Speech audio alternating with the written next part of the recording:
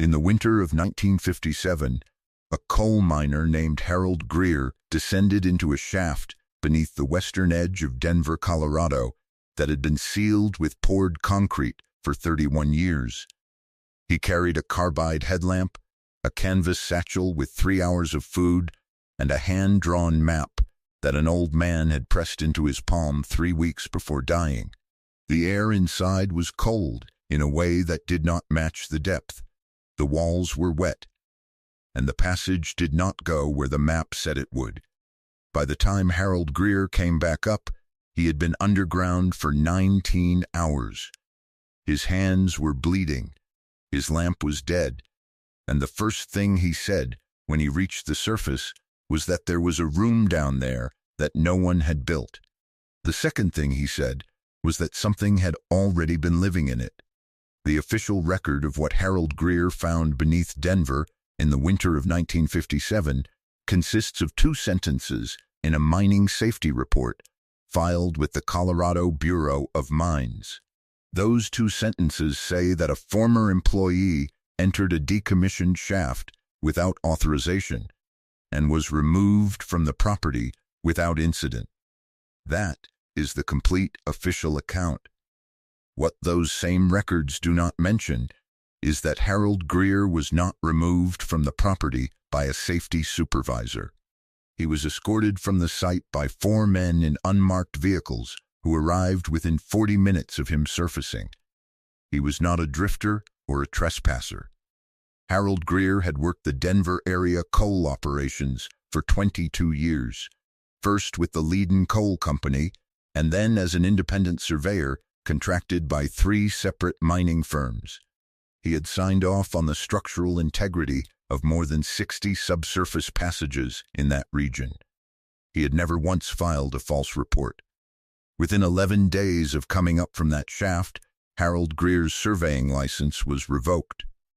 Within 30 days, his home on West 44th Avenue was purchased by a real estate holding company that no one in the neighborhood had ever heard of.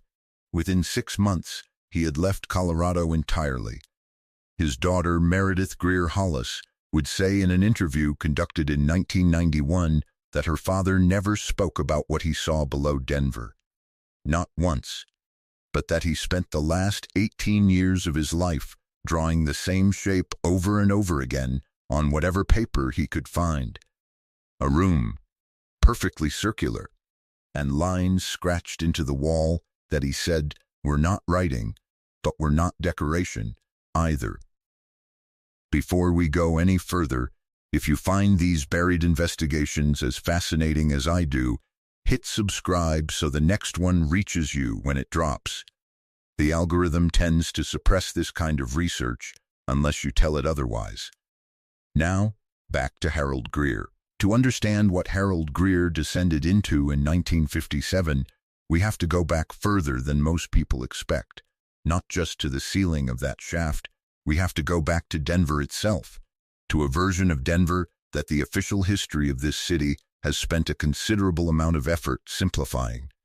The official account holds that Denver was established in 1858 as a gold rush settlement, that it grew upward as western cities do, and that the mines to its west and northwest were routine commercial coal operations serving a growing regional population. That is the surface account. What that account does not explain is the number of sealed passages, brick tunnels, and decommissioned shafts that run beneath this city at depths inconsistent with any commercial mining operation of that era.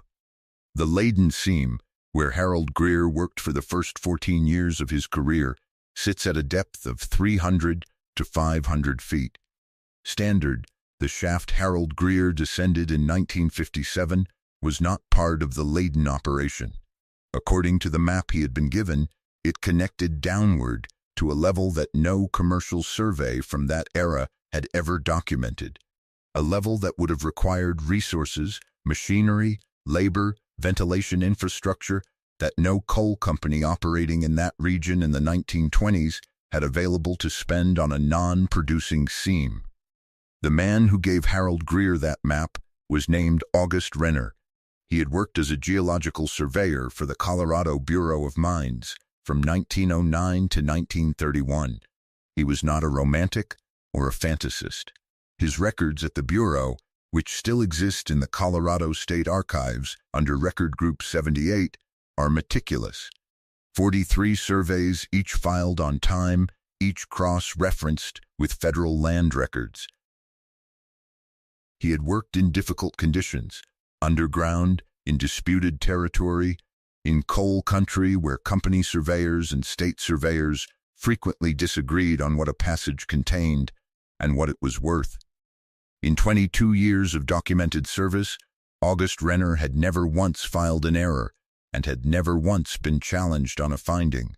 He was the kind of man who measured twice and then measured again. August Renner was dying of lung cancer in a room at St. Anthony's Hospital in Denver when he gave Harold Greer the map. He had kept it folded inside the lining of a surveying satchel for 26 years. He had never spoken about what it showed to anyone.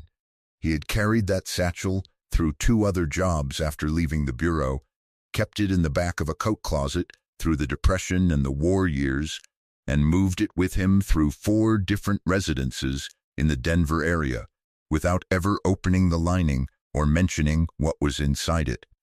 According to his attending nurse, whose account was preserved in a 1991 oral history project conducted by the Denver Public Library, Renner was lucid until his last 48 hours. He told Harold Greer that the sealed level beneath that shaft had not been sealed by the coal company. He told him it had been sealed by order of someone whose name he would not write down but would say out loud only once. Then he said the name. Harold Greer never repeated it to anyone. The shaft itself had been sealed in 1926. The official reason given at the time was structural instability following a collapse in the eastern section of the Leiden Field. That reason appears in a 2-paragraph notice published in the Rocky Mountain News on November 14, 1926. What that notice does not mention is that the shaft in question was not part of the Leiden Field. It was located approximately 4 miles northwest, on land owned not by the coal company, but by a holding entity registered in Delaware under a name that no longer appears in any accessible corporate directory. The concrete pour that sealed the entrance was witnessed by at least 6 workers, 2 of those workers, whose names appear in a union ledger from the Denver Coal Operators Association. A document now held at the University of Denver's Special Collections later told their foreman that the men who supervised the sealing were not mine workers. They wore no company insignia. They arrived in 2 black automobiles, and they did not wait for the concrete to cure before they left. What makes Harold Greer's account different from the dozens of similar stories that circulate about Denver's underground is this: he was not the first. He was not even the second. There is a documented pattern of sealed passages beneath this city that predates the coal operations entirely, and that pattern has been noted, quietly, reluctantly, and without explanation, in multiple official documents that most researchers have never examined. In 1887, a crew laying gas line infrastructure in lower downtown Denver broke through a section of subsurface passage that their own survey maps had not shown. The passage was brick-lined. The brick was not the regional clay brick used by any Denver contractor operating in that period. A foreman named Charles Whitfield filed a report with the Denver City Engineer's Office describing the passage as running east to west at a depth of 38 feet and appearing to extend beyond the boundaries of the survey zone. That report exists. It is referenced in the city engineer's logbook for October 1887. The report itself is missing from the archive. In 1931, the same year August Renner retired from the Bureau of Mines, a water utility crew encountered what their supervisor described as a chamber, not a passage, approximately 80 feet below a section of Capitol Hill. The supervisor was a man named Thomas Aldecoa. His account was not filed as an official report. It was included in a personal letter to his brother, which his family donated to the Denver Public Library in 2003. Aldecoa described the chamber as round, with walls that had been worked, smoothed by hand or by tool, and markings along the lower third of the wall that he assumed were water level indicators, but that the engineer who accompanied him said were not consistent with any system he had ever seen.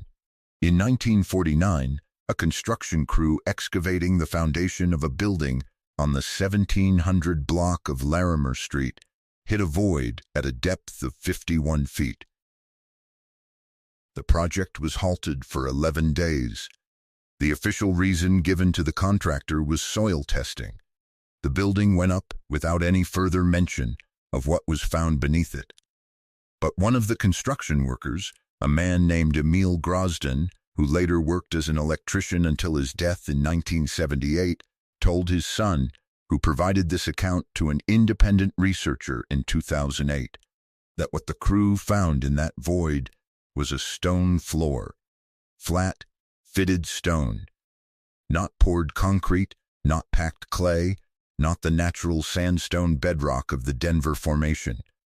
Fitted stone, laid in a pattern, at 51 feet below a street that had been in continuous use since the 1860s. Grosdon told his son that the engineer who came down to assess the void spent approximately 4 hours inside it before the entrance was covered. He did not speak to the crew when he came back up. He made one telephone call from the site office. 11 days later, the project resumed, and no one from the engineering firm mentioned the void again. There is a growing body of independent research suggesting that the official history of Denver, particularly the period between 1850 and 1910, is incomplete in ways that mainstream historians have consistently declined to engage with. Buildings appear in survey photographs from the 1870s and 1880s, for which no construction records exist. Infrastructure of a scale that would have required coordinated labor far beyond what any documented Denver operation of that period could have organized appears in multiple early photographs of the city's western edges. This is where Harold Greer's account and the accounts of Whitfield, Aldecoa, and Grosdon connects to something considerably larger than one sealed shaft in one decommissioned mine. These are not theories. These are documented entries, filed accounts, and first-person testimonies preserved in archives, donated collections, and recorded oral histories. The Colorado State Archives, the Denver Public Library Special Collections, and the University of Denver's Penrose Library all hold primary source material relevant to this pattern. The pattern does not prove what Harold Greer believed he had found. What it proves is that the subsurface of Denver has been generating accounts of anomalous structures since at least 1887, and that those accounts have consistently disappeared from official record while the primary sources that contain them remain accessible to anyone who knows where to look. The Colorado Bureau of Mines has never adequately addressed the discrepancy between the documented location of the shaft Harold Greer entered in 1957 and the location given in the decommissioning notice filed in 1926. It is never explained why the land above that shaft was held by a Delaware holding company with no documented connection to any mining operation in the region.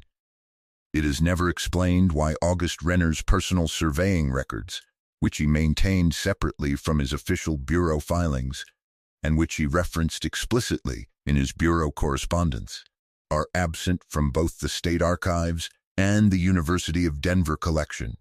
The Bureau's own index lists those records as transferred to federal custody in 1942. The receiving federal agency is listed as an office designation that no longer appears in any government directory for that period.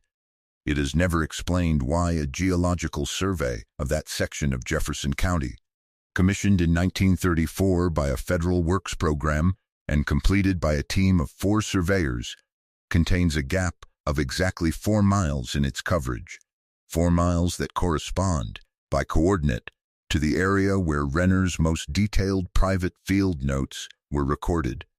Why would a federal agency absorb the private surveying notes of a retired state geologist in 1942? Why would 4 men in unmarked vehicles arrive at a decommissioned mine shaft within 40 minutes of a former contractor surfacing from an unauthorized entry? Why would a real estate holding company purchase the home of that contractor within 30 days of the incident without any documented negotiation, at a price his daughter described as far above market value for the neighborhood? These questions do not go away because institutions refuse to answer them. For the next 16 years after his return to the surface, Harold Greer attempted to document what he had seen. He wrote 3 separate letters to the Colorado Bureau of Mines. None received a response beyond a form acknowledgement. He contacted the Denver Post in 1961. A reporter named Daniel Faherty took notes during a 2-hour conversation, and Greer's daughter still has the notebook Greer kept from that meeting. The story was never published. When Meredith Greer Hollis contacted Faherty in 1989, he confirmed that the story had been killed by an editor above his rank and that he had been told explicitly that the Post would not be running anything connected to subsurface claims in the Denver metro area. Faherty died in 1994. He never elaborated further in any recorded context. Harold Greer died in Albuquerque, New Mexico in 1973. He was 61 years old. The official cause of death was cardiac arrest. He had no documented history of heart disease. He had passed a physical examination for a mining consultant position 8 months before his death. He had been actively organizing his documentation, the drawings, the correspondence, the copy of August Renner's map that he had traced onto drafting paper before the original deteriorated, until 3 weeks before he died. His daughter Meredith found the traced map folded inside the back cover of his survey notebook. She said he had written 4 words in the margin beside it, in the careful block lettering he used for field notes. She has declined to say what those 4 words were. She has said only that they were not frightened words, that they were more like a conclusion than a warning, that her father, by the end, seemed to have decided he understood what he had seen and had simply accepted that no institution would ever confirm it. Meredith Greer Hollis still has those drawings. She has never displayed them publicly and has declined all requests to reproduce them. But she has described them in multiple interviews.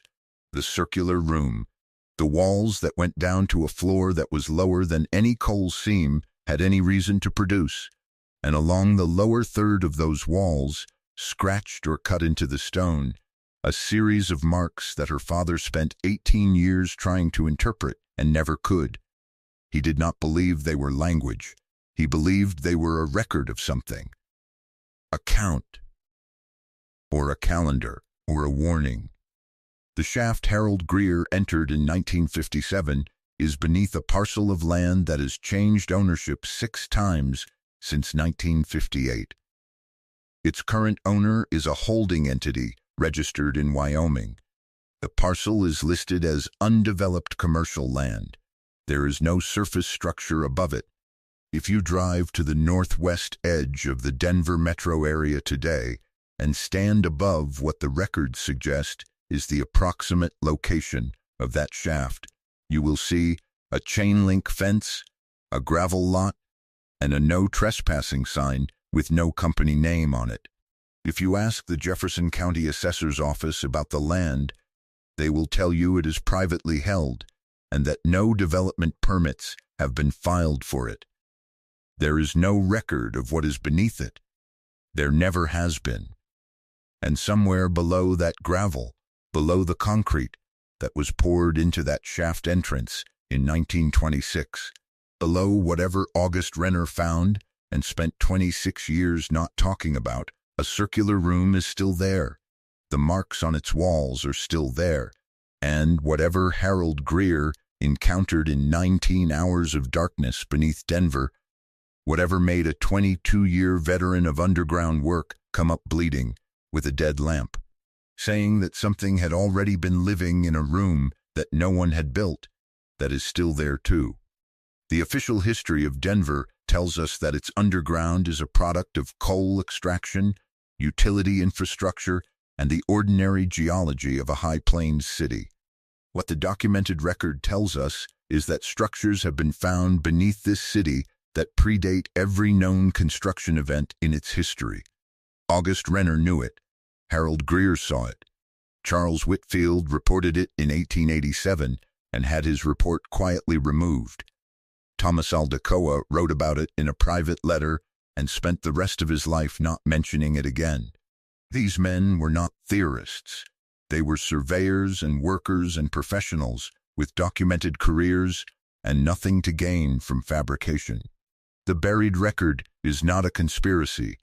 It is a pattern, and the pattern is older than the city built above it. If you have made it this far, you already know that buried records do not disappear because institutions ignore them. They disappear when no one looks for them. Subscribe and share this with someone who needs to hear it. History does not forget. It waits. Next week, I am pulling a thread that connects the sealed passages beneath Denver to a network of anomalous subterranean structures documented across 6 American cities between 1880 and 1940. There is a name that appears in 4 separate municipal archive entries, 4 different cities, 4 different decades. One man. I will have the records on screen.